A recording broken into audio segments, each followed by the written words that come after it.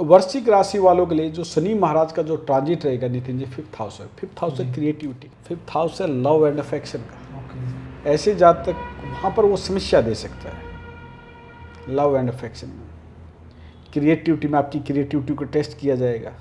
Share market वाले बड़ा सोच समझ कर चले, बड़ा रिस्की है, रिस्क ना ले, सोच समझ कर ले। टेस्टिंग करें, जहाँ शनि महाराज जाते हैं टेस्ट करते हैं, हार्डवर्क करते हैं, उसके बाद रिजल्ट देते हैं। ऐसे जो वृश्चिक राशि के जो जातक हैं वो काली उड़द की दाल किसी नीडी को दान में दे दे। अब कितनी दे, ये क्वेश्चन आता है। इतनी दीजिए ताकि अगले का, सामने वाले का पेट भर जाए जी। ऐसा नहीं कि आपने नाम मात्र दे दी, इतनी दीजिए ताकि सामने वाले का पेट भर जाए। इतनी दीजिए कि आपको फोटो भी ना खिंचानी पड़े उसको देते वक्त, और आपको खुद को अच्छा भी लगे बिना फोटो खिंचाए। बहुत अच्छी बात कह दी आज आपने। हाँ, आजकल एक परंपरा चल रही है कि एक पैकेट देते 20 आदमी 10 आदमी फोटो खिंचवाते और न्यूज़पेपर में पब्लिश करा देते हैं। देखो नितिन जी, गुप्त दान इज महादान। जिसको दिया उसको पता ना लगे, और आप किसको दे रहे हो आपको भी पता ना लगे, इससे बड़ा कोई दान नहीं। तो जैसे सर ने अभी बताया, वृश्चिक राशि के बारे में सर ने बताया, तो अब अगली जो हमारी राशि है धनु राशि, उसके जो जातक है उनको क्या उपाय करने चाहिए ताकि जो उनकी चीजें हैं वो बेहतर हो पाए। देखो, धनु राशि वालों के लिए शनि महाराज का ट्रांजिट 4th हाउस से जाएगा जी। 4th हाउस होता है प्रॉपर्टी का, लालच में आए और फंसे जी, गाड़ी का भी, और बेसिक एजुकेशन का। यहाँ जो ये जातक है उनको अपनी एजुकेशन पर फोकस करने की आवश्यकता है। एजुकेशन पर फोकस करने की आवश्यकता है। ऐसे जातक को प्रॉपर्टी सोच समझ कर ले, उसके पूरे कागज चेक कर ले। ऐसा ना हो कि कहीं कोई सस्ते के चक्कर में कोई डिस्प्यूट प्रॉपर्टी आपको चेक के चला। हाँ, अब जो धनु राशि के जातक है उनको शनि महाराज के सामने शनिवार के दिन सरसों के तेल का दीवा जलाएं और दुर्गा सप्तशती का पाठ करें। तो सर ने बताया कि धनु राशि के जो जातक हैं उनको शनि महाराज के सामने दिया जलाना है सरसों के तेल का। तो अभी हमारा जो नेक्स्ट जो राशि है हमारी वो है मकर राशि। तो उनके जो जातक है उनके लिए क्या उपाय रहेंगे सर, क्या उपाय करें कि उनको देखो अच्छे रिजल्ट मिले। मकर राशि वालों के लिए जो शनि महाराज का जो ट्रांजिट है उनके 3rd हाउस से जाएगा। 3rd हाउस होता है रेस्पिरेटरी सिस्टम का। ऐसे जातक अपने स्वास्थ्य का पर्टिकुलर पार्ट का ध्यान रखें, ठंड से बच कर रहें, ठंड भी आएगी आगे, और इन्फेक्शन से बच कर रहें। ऐसे जातक शनि महाराज को नीले रंग के फूल अर्पित करें और गायत्री मंत्र का जप करें। जो आपको रेमेडी बताई जा रही वो रेमेडी बताई जा रही जो आप सामान्य तौर पर आप कर सकते। तो जैसा सर ने बताया कि आप पुष्प अर्पित कर सकते हैं नीले कलर के, और रेमेडीज भी बहुत आसान बता रहे हैं सर। तो ऐसी रेमेडीज है यार कि आप आराम से कर सकते हो बिना किसी खर्चे के। आपको कहीं आने की ज़रूरत नहीं, कहीं जाने की ज़रूरत नहीं है, ना आपको कोई 11-21 पंडित घर पे बुलाना, ना कोई हवन करवाना है आपको, ना कोई किसी प्रकार का कोई वहम डालना है अपने अंदर कि ये हो जाएगा वो हो जाएगा। बिल्कुल बेसिक चीज़ें हैं, आप करेंगे, आप करके देखिए, आपको खुद एक आनंद की अनुभूति होगी धीरे धीरे जी। नेक्स्ट है नितिन जी, शनि महाराज का ट्रांजिट कुंभ राशि वालों के लिए 2nd हाउस। 2nd हाउस है आपके फाइनेंस का जी और आपके खान पान का, दोनों पर आप टेस्टेड किए जाओगे।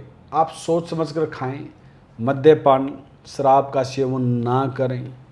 बहुत ज़्यादा कर रहे हैं तो आपकी वाट भी लग सकती है। सोच समझकर आप अपने फाइनेंस के प्रति बड़ी अच्छी व्यवस्था बना कर रखें, सोच समझकर चलें, नहीं तो टेस्ट करते जहाँ शनि महाराज जाए। ऐसे जातक को शनि महाराज के बीज मंत्र का जप करना चाहिए। तो जैसा सर ने बताया कि कुंभ राशि के जो लोग हैं उनको मदिरा पान से, इन सब चीज़ों से बच के रहना चाहिए। और मेरी व्यक्तिगत राय है, ये मेरा पर्सनल ओपिनियन है, आप इसे अदरवाइज ना लीजिएगा।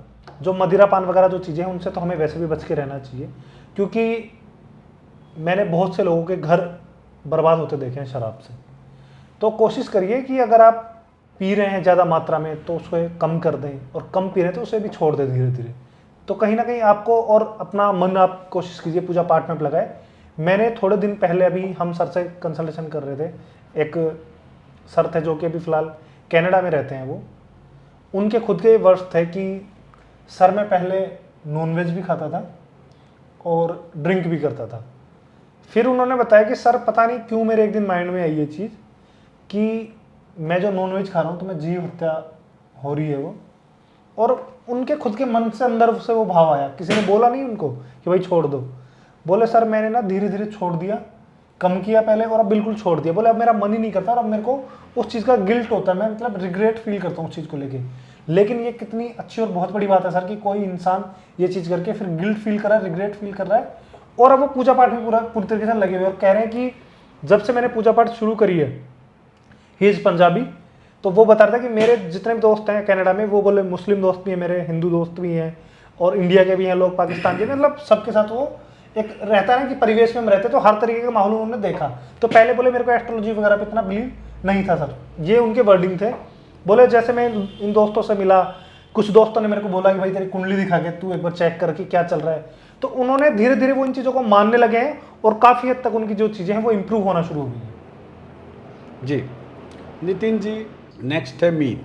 जी। मीन राशि वालों के लिए जो शनि महाराज का गोचर है वो होगा उनके लगन के ऊपर से, उनके स्वयं के ऊपर से, पहले भाव के। ऐसे जातक को अपनी सेल्फ ग्रोथ पर ध्यान देना चाहिए, अपनी ट्रांसफॉर्मेशन के ऊपर काम करना चाहिए, अपनी रिसर्च, अपने ऊपर रिसर्च करें, अपनी चीज़ों को कैसे आप बेहतर कर सकते सेल्फ एनालाइज हम कह सकते हैं। हैं। जी, ऐसे जातक को भगवान शिव की आराधना करनी चाहिए। ठीक है, जी। 2 रेमेडी बता देता हूँ जो बहुत सारी फीमेल्स करती होंगी शनि महाराज को लेकर। एक तो एकादशी का उपवास, ऐसा मान्यता है कि एकादशी का उपवास करें, उस दिन फलाहार करें, जी। अन्न ग्रहण ना करें।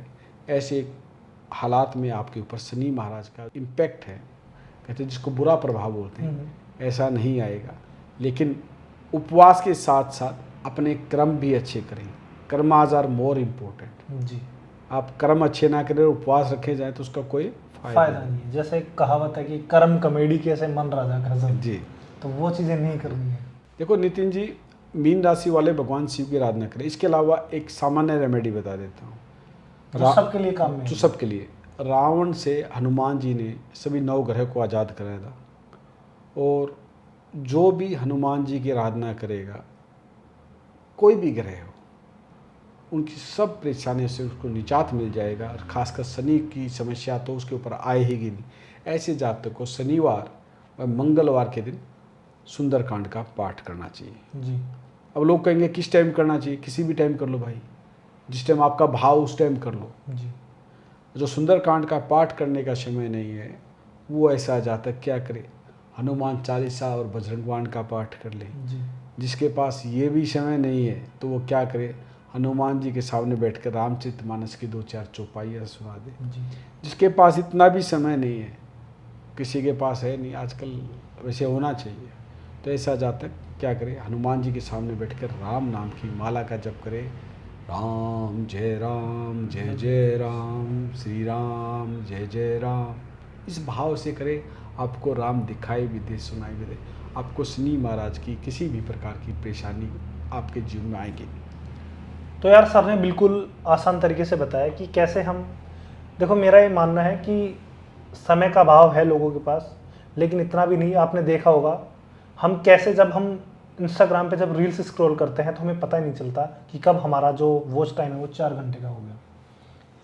और जो लोग बिजनेसमैन हैं वो लोग भी बिजी रहते हैं, कोई अपने फैमिली में बिजी है, लेकिन हम खुद के लिए 1 या 2 दिन इतना टाइम तो हम निकाल सकते हैं कि हम एक सुंदरकांड का पाठ कर सकें। वो ना कर सकें, बहुत से लोग एक चीज़ का विशेष ध्यान रखिए, जैसा कि सर हमेशा बताते हैं, सुनना अच्छी बात है। बहुत से लोग बोलेंगे जी टाइम नहीं होता, इसलिए मैं मेट्रो में जा रहा था तो मैंने सुन ली।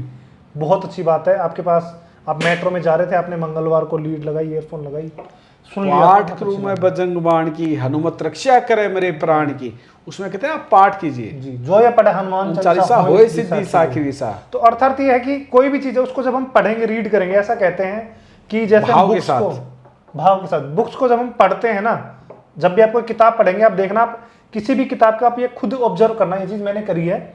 आप एक काम करना, कोई भी किताब आपकी जो मन पसंदीदा किताब है उसको आप एक फ़ोन में लेके ई बुक डाउनलोड करके पढ़ के देखो ऐसे, ठीक है, और उसी किताब का परचेज करिए कवर के साथ, और उसके पेज पलट के आप पढ़िए। ऐसे कहते हैं कि किताब जब आप पढ़ते हैं तो किताब आपको पढ़ती है। बिल्कुल। तो आप जब खुद से उन ऐसे पढ़ेंगे, हनुमान चालीसा पढ़ेंगे, उच्चारण करेंगे खुद के मुंह से, या सुंदरकांड का आप पाठ करेंगे, और भगवान श्री राम को तो हम याद कर ही सकते हैं, वैसे चलते फिरते हम गांव में तो करते हैं राम राम ताऊ जी, राम राम बाबा। बिल्कुल। तो बिल्कुल बेसिक चीज़ें यार, आपका किसी भी चीज़ में कोई भी किसी प्रकार का एक भी पैसा आपका नहीं लगेगा। जैसा कि हम पहले भी आपको बता चुके, कंसल्टेशन के टाइम भी हम लोगों को बताते हैं कि हमारे यहाँ पे किसी भी प्रकार का कोई भी वहम नहीं डाला जाता है। जो भी चीज़ें रहती हैं वो आपको एक्यूरेसी के साथ आपको बताई जाती है कि क्या चीज़ें हैं, किन चीज़ों से आपको बचना है, क्या चीज़ें आपको अडोप्ट करनी है।